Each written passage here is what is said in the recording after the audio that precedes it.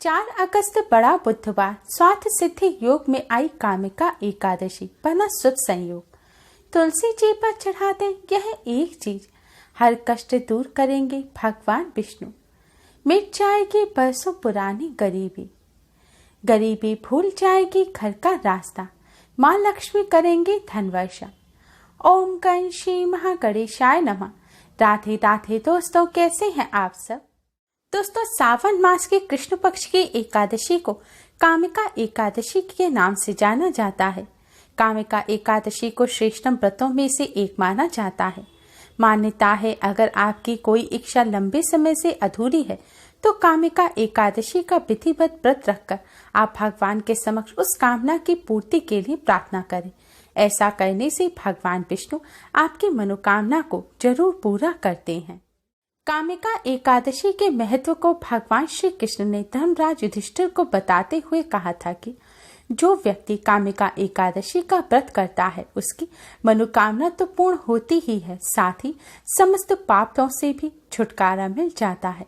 कामिका एकादशी का व्रत रखने से कोई भी जीव को योनि में जन्म नहीं लेता।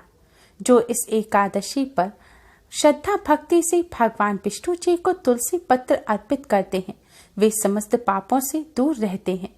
इसके अलावा भगवान श्री कृष्ण ने कहा है कि कामिका एकादशी व्रत करने वाले जो भक्त श्रद्धा के साथ नारायण का पूजन करते हैं उन्हें गंगा, काशी, नैमिषारण्य और पुष्कर में स्नान करने के समान फल प्राप्त हो जाता है। कामिका एकादशी के दिन भगवान विष्णु के साथ धन की देवी माँ लक्ष्मी का पूजन करने से घर में सुख समृद्धि आती है। दोस्तों, इस बार एकादशी तिथि 3 अगस्त दिन मंगलवार को दोपहर 12:59 पर शुरू होगी और 4 अगस्त की दोपहर 3:17 तक रहेगी।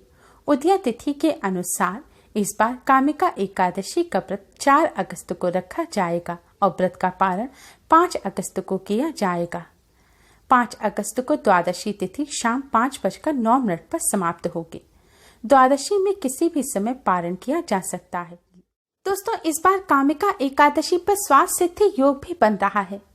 यह योग बहुत ही ज्यादा शुभ माना जाता है। मान्यताओं के अनुसार इस योग में की गई पूजा और उपाय बहुत ही जल्दी सिद्ध होकर शुभ फल प्रदान करते हैं। स्वार्थ सिद्धि योग और कामिका एकादशी के इस शुभ संयोग पर भगवान विष्णु माँ लक्ष्मी जी के साथ तुलसी जी का पूजन अवश्य करें। शास्त्रों के अनुसार एकादशी के दिन भगवान विष्णु माँ लक्ष्मी जी को प्रसन्न कर उनकी कृपा प्राप्त करने के लिए तुलसी जी का पूजन अवश्य करना चाहिए। तुलसी जी भगवान विष्णु को अत्यधिक प्रिय हैं। जिस घर में तुलसी जी की सेवा पूजा या अर्चना की जाती है वहाँ माँ लक्ष्मी का सदैव वास होता है। हिंदू धर्म में मान्यता है कि तुलसी जी के पौधे की जड़ में सभी तीर्थ, मध्य भाग तना में सभी देवी देवता और ऊपरी शाखाओं में सभी वेद यानी चारों वेद स्थित हैं। इसलिए इन मान्यताओं के अनुसार तुलसी जी का प्रतिदिन दर्शन करना पाप नाशक समझा जाता है और इसके पूजन को मोक्षदायक माना जाता है। पद्म पुराण में उल्लेखित है कि जहाँ तुलसी जी का एक भी पौधा होता है वहाँ त्रिदेव ब्रह्मा, विष्णु और महेश हमेशा निवास करते हैं। इस ग्रंथ में वर्णित है कि तुलसी जी की सेवा करने से महापातक व्यक्ति के संपूर्ण पाप भी नष्ट हो जाते हैं। कहते हैं कि जिस पूजा और यज्ञ के प्रसाद में तुलसी दल नहीं होता उस भोग को भगवान स्वीकार नहीं करते। भगवान विष्णु और उनके सभी अवतारों और स्वरूपों की पूजा में तुलसी का निवेद नहीं होने पर पूजा अधूरी मानी जाती है। विष्णु जी की पूजा के लिए तो यहाँ तक कहा जाता है कि कोई भी नैवेद्य ना हो, कोई भी विधान ना किया गया हो और केवल तुलसी का एक पत्ता भी अर्पित कर दिया जाए तो पूजा का संपूर्ण फल प्राप्त हो जाता है।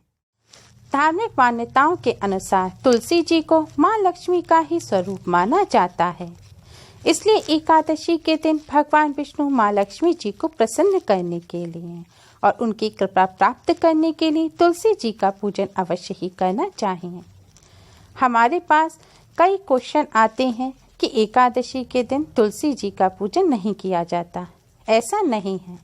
एकादशी के दिन तुलसी जी का पूजन अवश्य ही करना चाहिए, लेकिन एकादशी के दिन तुलसी जी के पत्तों को नहीं तोड़ा जाता। इसलिए आप पूजन तो करें, लेकिन पत्ते ना तोड़ें। भगवान जी को भोग लगाने के लिए एकादशी से एक दिन पहले पत्ते तोड़कर रख लें, या फिर भगवान जी को जो पहले भोग लगाया हो उन पत्तों को पानी से धोकर आप भगवान जी को दोबारा एकादशी के दिन उन पत्तों से भोग लगा सकते हैं। या फिर जो अपने आप टूटकर पत्ते गिर गए हैं आप उन्हें भी ले सकते हैं, लेकिन पत्ते ना तोड़ें। एकादशी पर भगवान विष्णु, माँ लक्ष्मी, तुलसी जी को प्रसन्न करने के लिए तुलसी जी पर चढ़ा दें। ये एक चीज हर कष्ट दूर करेंगे भगवान विष्णु। एकादशी पर तुलसी जी का पूजन करने के लिए एकादशी के दिन सुबह उठकर स्नान करके स्वच्छ पीले या लाल रंग के वस्त्र धारण करें। इसके बाद एक शुद्ध लोटे में जल भरें, उसमें एक चुटकी हल्दी डालें और थोड़ी सी शक्कर डालें। अब इस जल को आप तुलसी जी पर चढ़ा दें। जल चढ़ाते समय भगवान विष्णु जी के महामंत्र ओम नमो भगवते वासुदेवाय का जाप करते रहें। जल चढ़ाने के बाद तुलसी जी के सामने एक शुद्ध घी का दिया जलाएं और एक सुगंधित धूपबत्ती जलाएं। अब भगवान विष्णु जी को प्रणाम करें, माँ लक्ष्मी जी को प्रणाम करें और तुलसी जी को प्रणाम करें। इसके बाद आप एक कमल के फूल का बीज लें, यानी कि एक कमल गट्टा लें। इसे पानी से धोकर साफ कर लें। अब माँ लक्ष्मी के चरणों का ध्यान करते हुए कमल गट्टे को तुलसी जी के चरणों में, यानी कि तुलसी जी की जड़ के पास चढ़ा दें। कमल गट्टा माँ लक्ष्मी को अत्यंत प्रिय है। धार्मिक मान्यताओं के अनुसार जिस जगह कमल गट्टा होता है वहाँ पर माँ लक्ष्मी सदैव वास करती हैं।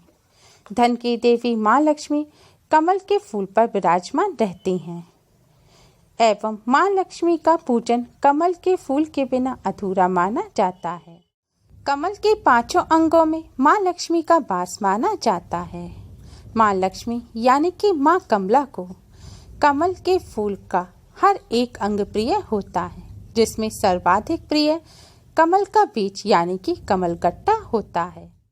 शास्त्रों के अनुसार एकादशी के दिन तुलसी जी को कमल गट्टा अर्पित करने से भगवान विष्णु के साथ साथ माँ लक्ष्मी जी की भी कृपा हमेशा बनी रहती है, क्योंकि तुलसी जी को माँ लक्ष्मी जी का ही रूप माना जाता है।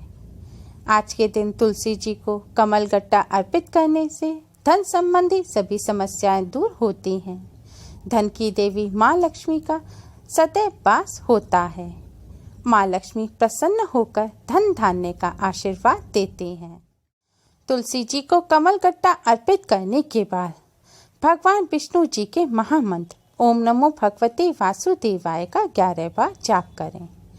इसके बाद माँ लक्ष्मी जी के गायत्री मंत्र ओम श्री महालक्ष्मी च विद्महे विष्णु पत्ने च धीमहि तन्नो लक्ष्मी प्रचोदयात् मंत्र का 21 बार जाप करें। मंत्र का जाप करने के बाद भगवान विष्णु, माँ लक्ष्मी जी और तुलसी जी को प्रणाम करें और अपने सभी कष्टों को दूर करने की प्रार्थना करें। घर में सुख समृद्धि और शांति की प्रार्थना करें। एकादशी के दिन तुलसी जी का पूजन करने के साथ साथ कुछ बातों का विशेष ध्यान रखें। एकादशी पर सूर्योदय के बाद और सूर्यास्त से पहले ही तुलसी जी पर जल अर्पित करें। सूर्यास्त के बाद तुलसी जी को जल ना चढ़ाएं। महिलाएं पीरियड के दौरान तुलसी जी का पूजन ना करें। एकादशी के दिन आपने व्रत रखा है या नहीं भी रखा, फिर भी आप चावल का सेवन ना करें। एकादशी के दिन चावल का सेवन करना निषेध माना जाता है। आज के दिन काले रंग के कपड़े ना पहनें। हो सके तो पीले और लाल रंग के कपड़े ही पहनें। आज के दिन ज़्यादा से ज़्यादा भगवान विष्णु जी का पूजन करें। अगर आपके पास इतना समय नहीं है तो आप मन ही मन भगवान विष्णु जी के महामंत्र ओम नमो भगवते वासुदेवाय का जाप करते रहें। आज के दिन किसी से भी लड़ाई झगड़ा ना करें। हो सके तो रात्रि जागरण अवश्य करें। एकादशी के दिन एकादशी व्रत की कथा को अवश्य ही सुनें, जिससे आपको व्रत और पूजा का पूर्ण फल प्राप्त हो सके। एकादशी के दिन सात्विक भोजन ग्रहण करें।